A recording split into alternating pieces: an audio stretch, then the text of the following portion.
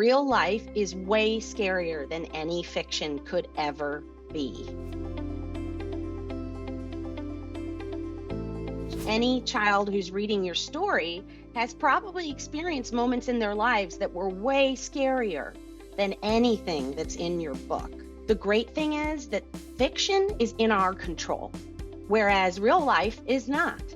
And so I can give them a safe and appropriate experience in exploring a topic. Whereas in real life, if they end up encountering that topic, it could be very scary and much worse. There's a lesson in the 90-Day Novel about compulsion and about drawing on your own dark side and how useful that can be for a book, and I think particularly a Gothic story, and to have fun with that.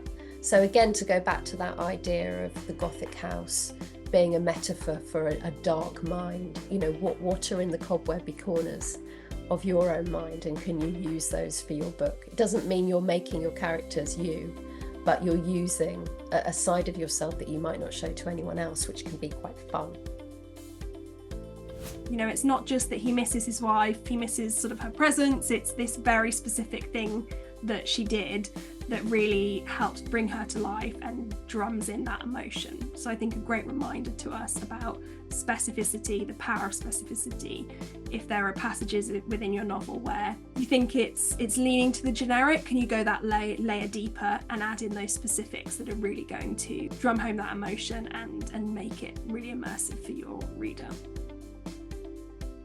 To be a professional writer, I've got to give it the best I've got. I'm not always going to feel like it, but ultimately, day in, day out, showing up, that's what it takes to be a professional writer, and to give someone the gift of a book, because what you ask of them is the gift of their time to read it. And time is something other people never get back.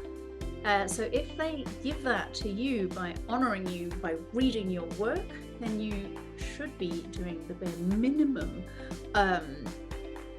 being the absolute best you've got.